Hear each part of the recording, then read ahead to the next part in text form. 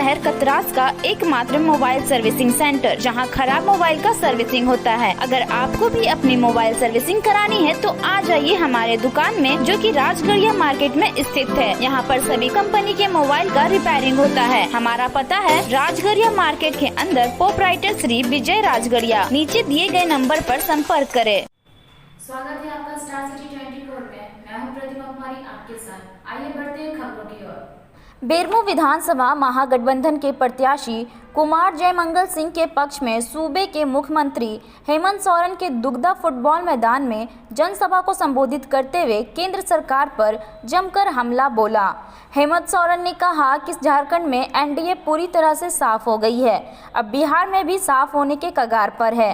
बिहार में 3/3 से महागठबंधन की जीत होगी। साथ ही उन्होंने कहा कि जब मेरी सरकार थी उस समय गरीबों को 10 रुपये में धोती, साड़ी, लुंगी देने का काम किया जा रहा था, लेकिन जैसे ही एनडीए की सरकार बनी, गरीबों की योजना को बंद कराने का काम किया। साथ ही उन्होंने कहा कि रेलवे, कोयला खान समेत सभी सरकारी उद्योग को निजीकरण कर अंडानी और अंबानी के हाथों में बेचने की तैयारी में मोदी सरकार है। उन्होंने कहा जेएमएम छोड़कर जो विधायक भागकर भाजपा में गए हैं, अभी भी वक्त है वापस पार्टी में आ जाएं, क्योंकि अब भाजपा कहीं नजर आने वाली ही नहीं है। सभा के उपचुनाव के प्रचार प्रसार कार्यक्रम में मंच पर उपस्थित सरकार के मंत्रीगण, विधायकगण, पूर्व मंत्रीगण, पूर्व विधायकगण, कांग्रेस जेल में आरजेडी के, वाम दल के तमाम साथीगण और विशेषकर मुंडे प्रसाद गोया मिश्रा मजियाराम गुड़े नायके को सनातन पहल अली सैफुल अली साहब मना जोहार। ये उपचुनाव है और उपचुनाव क्यों हो रहा है बेरमो में आपको पता है। राज्य में 2 जगह उपचुनाव हो रहे हैं, एक दुमका जिला, एक बोकारो जिला।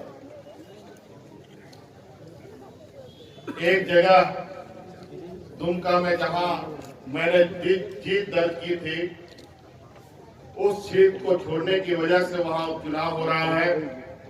और आज के बेरमो विधानसभा में आपके पीड़ित, आपके इस बेरमो के साथ साथ पूरे राज्य के मजदूरों के दिलों में बसने वाले आदरणीय राजेंद्र सिंह जी का निधन होने से हुआ है। आज ये उपचुनाव बेरमो के लिए अत्यंत महत्वपूर्ण चुनाव है, और वो इसलिए चुनाव है महत्वपूर्ण है क्योंकि आदरणीय राजेंद्र सिंह जी अपने जीते जी बेरमो विधानसभा में किसी को राजनीतिक खूंटा तो कभी गाड़ने नहीं दे पाए। अब उनके चले जाने के बाद कुछ राजनीतिक दल अपना रोटी सेकने पे लगा हुआ है ताकि पक जाए। लेकिन चिंता मत कीजिए, अब वो उनका दिन लग चुका। अलग राज्य से लेकर के 17-18 वर्षों तक इन लोगों ने जिस तरीके से राज्य को तहस नहस कर दिया है, इससे उब चुकी राज्य ने 2019 में ही, आज से 9 महीना पहले इनको मुंह तोड़ जवाब दे दिया है। अब इनका बोरिया बिस्तर समेटना बाकी है और गुजरात भेजना बाकी है, बस इतना काम करेगा। अब इनके लिए यहाँ कोई जगह नहीं है। और आधा उसके पार्टी में तो जो लोग अभी मुख्य विपक्ष के रूप में है, भाजपा के लोग, आधा लोग तो झारखंड मुक्ति मोर्चा का कोख से निकला हुआ नेता लोग है। हम तो अभी भी सलाह देंगे कि जो भागे हैं वापसी तैयारी कर लीजिए, नहीं तो अभी भाजपा इस राज्य में अब दिखने वाली नहीं। और दूसरा घर ढूंढने की तैयारी कर लीजिए आप लोग। इन नालायकों ने पहले तो डबल इंजन कह करके पूरे राज्य को बर्बाद कर दिया। अब बची है धीरे से, अब तो इनका धीरे धीरे सफाया हो रहा है। झारखंड में तो हम लोग इनका सफाया कर ही दिए हैं। अभी अभी हमको खबर आ रहा है बिहार में जो अभी चुनाव हो रहा है वहां भी भाजपा का सफाया होने जा रहा है, और उनका नाव में इतना बड़ा छेदा हो गया है कि आप गंगा जी में उसका विसर्जन होना तय है। अब आप लोग भी तय कर लीजिए। आदरणीय राजेंद्र सिंह जी परिचय के मोहताज नहीं रहे। जीवन के आखिरी समय तक मैंने भी उनको देखा है, और बेरमो की जनता के विषय में ही नाम बोलते बोलते बेचारे इस दुनिया से चले गए। आज उनकी उस शब्द को अभी भी कानों में गूंजता है, और इस चुनाव के माध्यम से आपको उस आवाज को सुनना है जो उन्होंने आपके प्रति जो समर्पण दिखाया है, बचपन से लेके जवानी से लेके बुढ़ापे तक इस कोयले क्षेत्र में जिस तरीके से आपको गार्जियन का, भाई का, बेटा का एहसास कराया है, आज वो हमारे बीच नहीं। आज ये शोकाकुल परिवार आपके सामने खड़ा है भाई कि आप आने वाला समय राजेंद्र बाबू के पूरे जीवन काल का आप क्या तोहफा देंगे, क्या आशीर्वाद देंगे।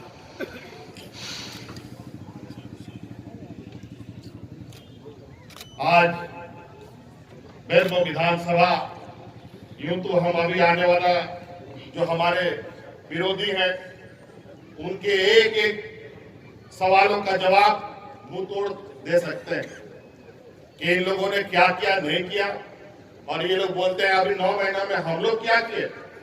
इनसे पूछिए कि इनका जो आला कमान दिल्ली में जो दाढ़ी वाले बैठे हैं, तो सफेद दाढ़ी वाले, उन्होंने जो लॉकडाउन अचानक कर दिया था उस समय मजदूरों के साथ कौन खड़ा था?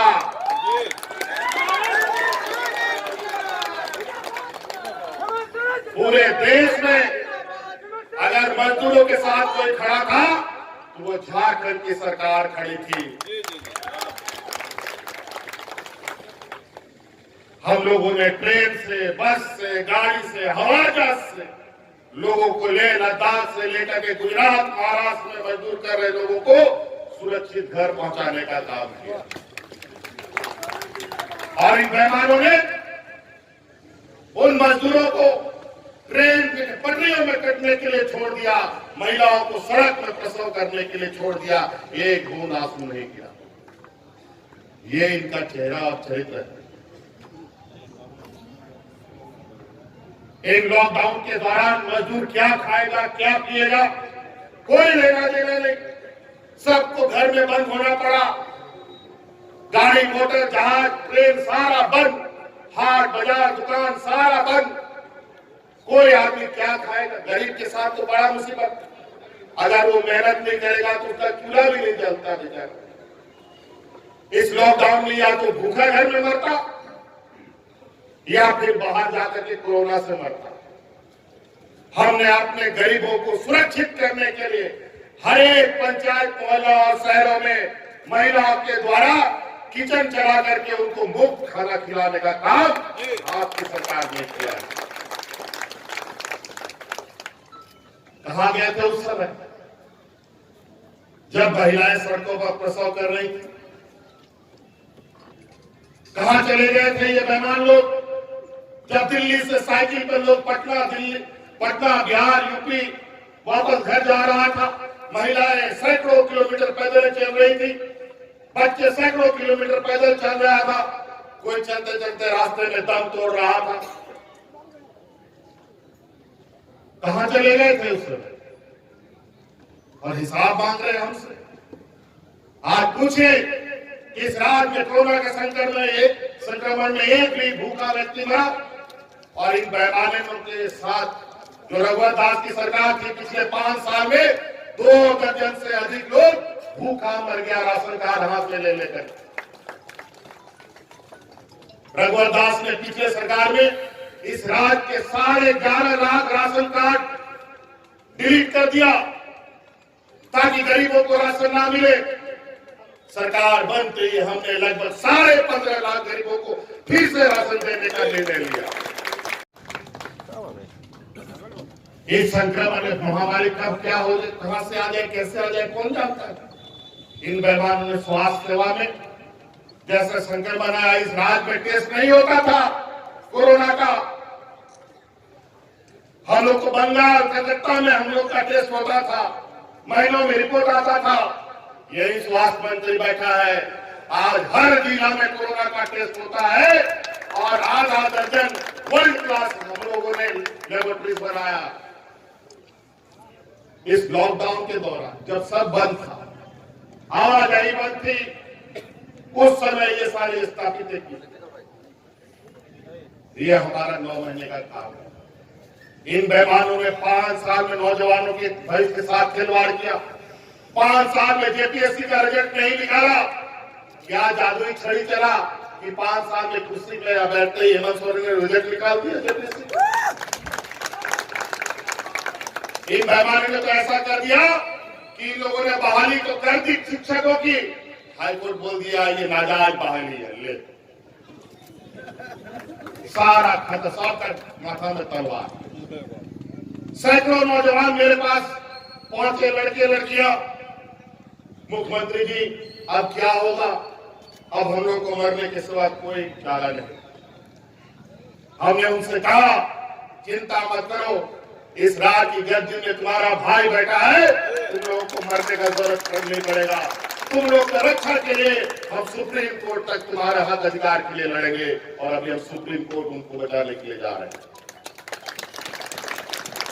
ये इनका कार्यकलाप रहा है। ऐसे अनेक घटनाएं इन लोगों ने विगत 5 साल में किया। अफसर लोग तो अब जाना शुरू कर दिया है, सब पर एफआईआर होना चालू हो गया। अब आप देख लीजिएगा सरकार के आखिरी समय के तक में ना जाने कितने अफसर और मंत्री जेल जाएंगे, गिनती करना मुश्किल हो जाएगा पिछला सरकार।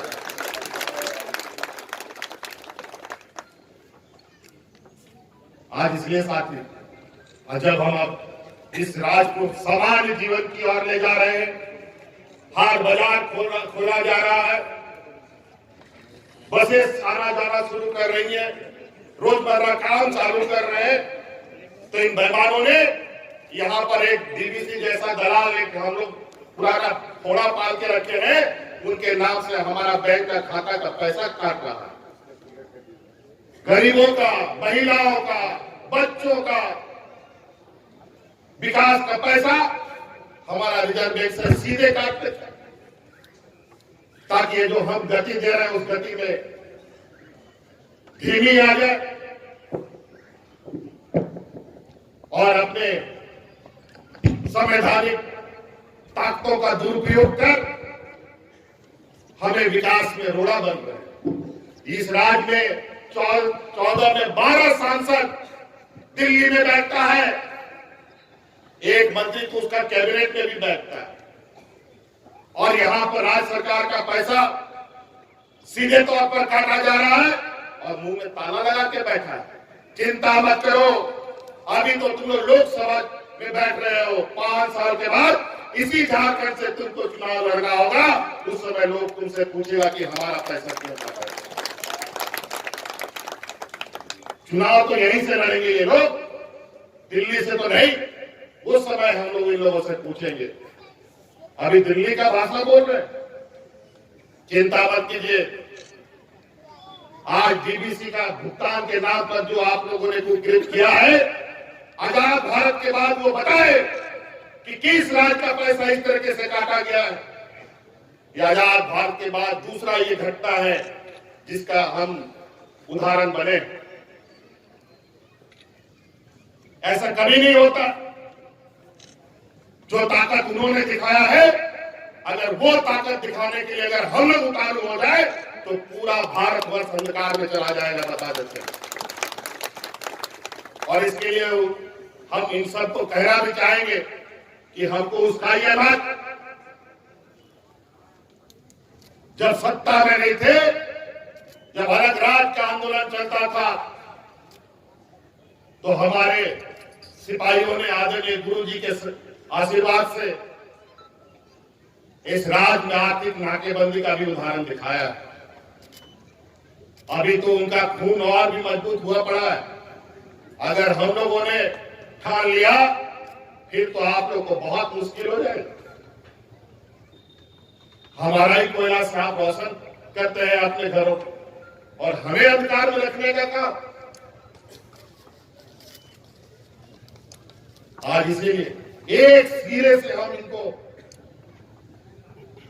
हिसाब किताब ले रहे हैं। अभी कोयला का निजीकरण करने का ये लोग काम कर रहा था, हमने उस पर रोक लगा दिया। कई राज्य उसके सामने, दिल्ली के सरकार के सामने घुटने टेक दे रहा है। कई राज्यों का कोयला ऑक्शन कर दिया, माइनिंग ऑक्शन कर दे रहा है। हम अपने राज्य में कोयला माइनिंग को ऑक्शन नहीं होने दे रहे। और आज जब हम इनको रोक पाए हैं, तो आप पीछे पीछे और भी राज आ रहा है कि नहीं, तो आप सही कर रहे हैं, केंद्र सरकार गलत कर रही है। तो हम लोग लड़ने वाले, अधिकार मांगने से नहीं मिलेगा मित्रों, अधिकार छीनने से मिलता है। गरीब को कभी अधिकार कोई लाके नहीं दिया। अभी केंद्र सरकार दिल्ली में बैठी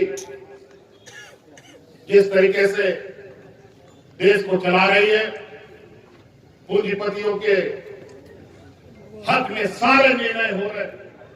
और वो भी पूंजीपति का, तो मैं शुरू से कहता हूं इनका ये एजेंडा रहा है पूंजीपतियों के लिए, लेकिन वो चंद पूंजीपतियों के लिए, 2-4 आधा दर्जन लोगों के लिए, छोटे मझोले व्यापारियों के लिए कुछ नहीं इनके पास। वो दिन दूर नहीं कि आप अभी कुछ दिन पहले तो हम पेपर में भी पढ़े, कहीं का बेचारा व्यापारी आत्महत्या कर लिया तंगी से आकर के, कुछ ही दिन पहले, हफ्ता दिन पहले, पता नहीं कहां का था, झारखंड का। चंद लोगों के हाथ में सारा सरकार की संस्थाएं बेची जा रही हैं। अब ये डीबीसी भी बेचने की तैयारी करेंगे। सुगुर बुगुर होता रहता है, आवाज सुनने को मिलता है। इसका एक नालायक डबल इंजन की सरकार रघुवर दास ने तो एक यहाँ पर हम लोग का पतरा तो थर्मल पावर भिजवा ही दिया कौड़ी के दाम में, और हम फिर कोशिश कर रहे हैं कि वो संपत्ति हम वापस अपने घर पे, अपने राज्य को सौंपें। उसका भी समीक्षा हो रहा है। अगर गलत हुआ है, वो संपत्ति वापस इस राज्य सरकार का होगा, झारखंडियों का संपत्ति के रूप में रहेगा। आज इसीलिए साथियों बहुत विषय है। ये लोग समय समय पर धन बल के नाम पर, हिंदू मुस्लिम के नाम पर, जात धर्म के नाम पर आपको बांटेगा। लेकिन अब लोग इनकी चालाकी समझ चुके, सारी चीजों में फेल। टोटल इन लोगों ने 14 साल से लेके आज तक न नौजवानों को रोजगार दिया। क्या कहता था ये लोग? महंगाई घटाएंगे, करोड़ों रोजगार देंगे, 15 लाख रुपए सबका खाता में आएगा। क्या आया? कुछ नौकरी मिला? नौकरी तो गया, मजदूर लोग मरना चालू हो गया। और आज प्याज का दाम कैसे है जरा बताइए तो। आप बताओ, प्याज 100 रुपया किलो, और ये आलू का भी बता ही दो। तब गरीब खाएगा क्या भाई? सोना खाएगा क्या? आज सस्ता खून महंगा पानी हो गया भाजपा की सरकार में। आज इंसानियत के नाम पर ये लोग पूरे देश में आग लगा के रखा है और उसमें सबसे अधिक पिसता है आदिवासी, दलित, किसान, मजदूर, व्यापारी, छोटे मजदूर व्यापारी। अभी कृषि नीति लाया, अभी ऐसा कृषि नीति जो आने वाले समय में देश का हर किसान अपने ही खेत में बंधुआ मजदूर होकर के काम करेगा। आज इन लोगों ने जमाखोरी को फ्री कर दिया। आज कॉन्ट्रैक्ट फार्मिंग की बात करते हैं और आज यही वजह है कि हम 100 रुपया प्याज खा रहे हैं और 50 रुपया आलू खा रहे हैं। सिजुआ का अस्पताल के विषय में नर्सिंग कॉलेज का बात है और माइनिंग का पढ़ाई। अरे माइनिंग का पढ़ाई नहीं होगा तो किसका पढ़ाई होगा बताओ? और नर्सिंग के बारे में आपको हम बता दें, अभी कुछ ही दिन पहले 150 लड़कियों को हम नर्स का नौकरी दिए हैं। अब आने वाला समय में इस राज्य से कोई लड़कियां बाहर काम करने के लिए नहीं जाएगी। सबको इसी राज्य में रोजगार हम देंगे, चाहे नर्स के रूप में चाहे और किसी रोजगार के रूप में। धन्यवाद।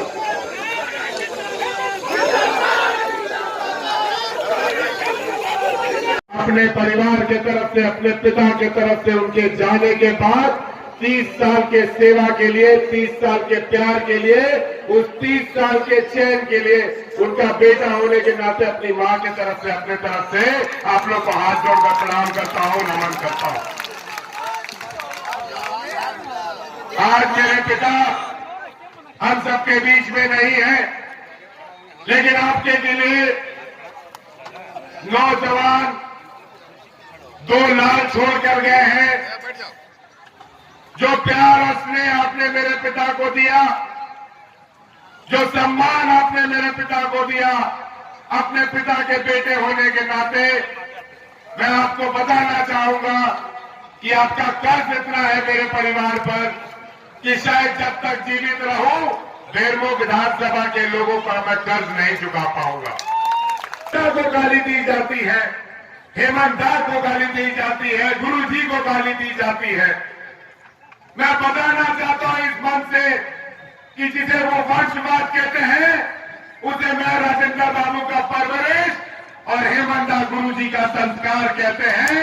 इसीलिए शायद हम जनता के बीच में आपका सेवा करने का काम करते हैं। ये मेरे पिता का परवरिश है कि 6 बार के विधायक के बाद बेटा भी उनके जाने के बाद जनता से पीठ मोड़ने का काम नहीं करता है। उस 1 लाख मतदाताओं के साथ खड़ा होके उन 1 लाख मतदाताओं के बीच में समस्या को सुन के अपने पिता के नाम को जीवित रखने का प्रयास करता है कि उसका बेटा उसका नाम रोशन करे।